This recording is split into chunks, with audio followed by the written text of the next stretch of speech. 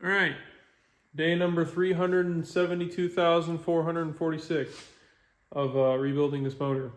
So I finally got the injectors back in. They are all tested good, thankfully. I actually have the sheets right over here. Yep, they all match. All the flow rates are the same. Everything's good to go, which is relieving because I had a set that was bad one time, and yeah, that kind of sucked. But I also got another vital piece in here. We have the transmission. So this is the guy who rebuilt it. His name is Bill. Obviously he works for himself. Well, maybe it's not so obvious, but this is his company, Junior's Garage in Mokina, Illinois. This is a 700 horsepower trans. Nothing too crazy, just your standard kit. No billet shafts. So we will see how this goes. All right, so I'm gonna real quick go over the injector cup installation. So these are the used injector cups that were on my heads. As you can see, I put new O-rings on them and I cleaned them up. They're cleaned inside and out. Sometimes there'll be crap down there. The best way to get that is to use a 3/4 wire brush. Just shove it down in there. Just spin it clockwise. Don't try to go counterclockwise, clockwise, and like scrub it. You just need to loosen it up so you can get it out. And then right here is your thread locker. This is what will seal the cup from your combustion chamber. So there's this chamfer here, and then there's this surface that is parallel with your cup here. You want it right between the two. When you put these in, you want to apply your silicone grease, or in my case, Vaseline, because I ran out of my silicone grease. You're going to apply it on these O-rings. And what you want to do is get yourself a 9/16 socket here on an extension. And what you're going to do is you're going to shove it down in there. And when you're ready to hit it in, this is how you'll do it, just like so. You want to avoid hitting the top of the injector cup with a hammer or anything like that, because you could mushroom this edge. And I've also had it before where I've hit it in at an angle and messed up the cylinder head. So you want to be cautious and careful to make sure that it goes in straight down and seats properly, because it could cost you a whole cylinder head, which if you have machine work and springs done like mine, it is not cheap. So be very careful with that. And then of course, you want to let this Loctite sit probably for a good 24 hours before you run the motor. You want it to be fully set up, pressed in, everything. So that's pretty much about it. All right, so I'm gonna real quick go over the injector installation. As you can see, I have all 4 on this side installed, and then the 2 center ones on this side installed. I'm gonna go ahead and give you a quick rundown of how to install them. So basically, your O-rings here, this O-ring you should put on dry. You do not want to roll it down the threads. You want to slide it down the threads. This O-ring, put a little bit of silicone grease or Vaseline on before you slide it onto the shaft there. And then what you want to do is, you can pull the cap off there if you have them. What I do is I shove the washer down there first, and I make sure that it is completely flat. You do not want the washer standing upright when the injector slides in, or you could damage the washer itself or the injector. And then basically you want to slip this keeper onto the injector, and you're gonna slip the injector down with the keeper on it. Go ahead and pull the bolt out there. Use your silicone grease. Give it a little bit of a generous amount on this O-ring here.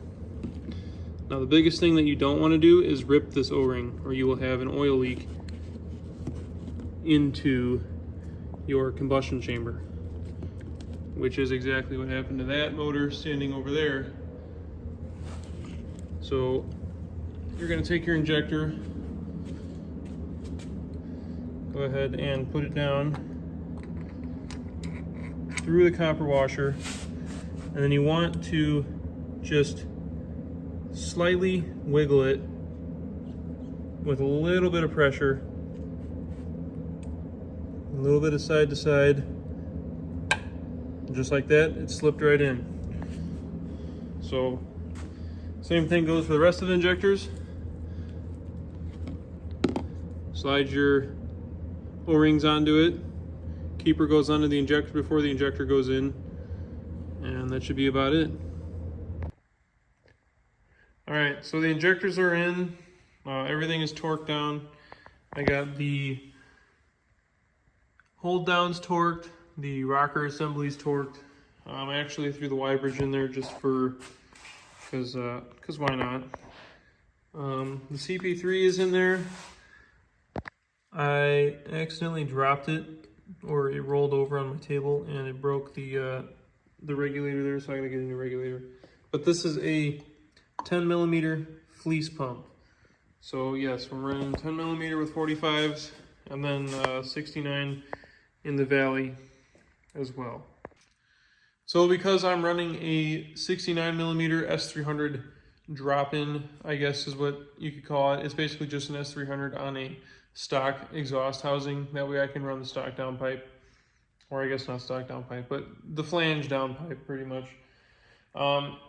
For some reason, it doesn't fit with the factory drain, so I had to buy a merchant automotive S400 drain. So basically, I have a remote feed and a S400 drain. So there's no stock feed or drain for this turbo, which is unfortunate, but that's all right. Because if I ever decided to upgrade to an actual pedestal with an S300 or S400 kit, I could just use those drain, or use that drain and that feed rather than having to buy one at the time. So for those who have bought the Molly engine gasket kit or complete gasket kit, you'll note that they don't come with the valve cover grommets. So I'm not talking about the grommets that go in here. I'm talking about the grommets that go for the injector lines. So these ones here. This is kind of what I was waiting on to seal the motor up. Kind of disappointed that they don't come with it. So we finally have these. You can go ahead and put them in the upper valve cover and put the lines in, and that'll be it. So we got everything basically buttoned up under the lower valve cover here. I got the new grommets in for the lower valve cover. I got the injector harnesses back on, the rockers. One thing you want to do is you want to adjust your lash here. This is important to do, especially after doing head gaskets and getting your head ground, because there's going to be a different distance between your rocker arm here and then your little pedestal right there for your valves. So basically, everything's ready to go. I'm ready to put the upper valve cover on. So I'm going to go ahead and give a brief overview on how to do the rocker lash. There's a lot of great videos on YouTube about doing it, so I don't want to add another one. There's plenty out there already. So basically what you do is, I'm not going to be using the factory harmonic balancer. I actually have an aftermarket one that I'm going to put on there. I also have the key kit too, so I'm going to be drilling a hole between the balancer and the crank, and I'm going to go ahead and throw a pin in there. That's just so it doesn't break the factory dowel pin that's on the crank snout. For starters, you're going to want to grab a 12 thousandths feeler gauge. And then you want to align these two, this hash mark here and this hash mark here, on the harmonic balancer and the front cover. When those are aligned, it's going to do one of two things. You'll be at top dead center on cylinder 1, or you'll be at top dead center on cylinder 2. So the way you check that it's at top dead center on cylinder 1 is both of these valves will be closed and this intake valve will be open. It will be floating. So what you want to do when it's on top dead center for 1 is you want to check with your 12 thousandths feeler gauge the intake for 1, exhaust for 1, intake for 3, skip the exhaust for 3, intake for 5, skip the exhaust for 5, skip the intake for 7, and then check the exhaust for 7. Now at that same position, you're gonna come over here to the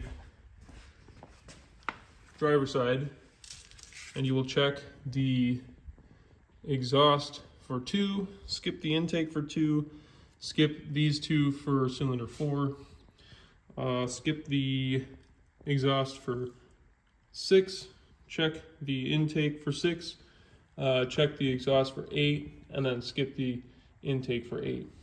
And then after that, you'll go ahead and give a rotation of the crank. Remember that your crank is half of the cam, so 1 full rotation of your crank is going to give half a rotation for your cam.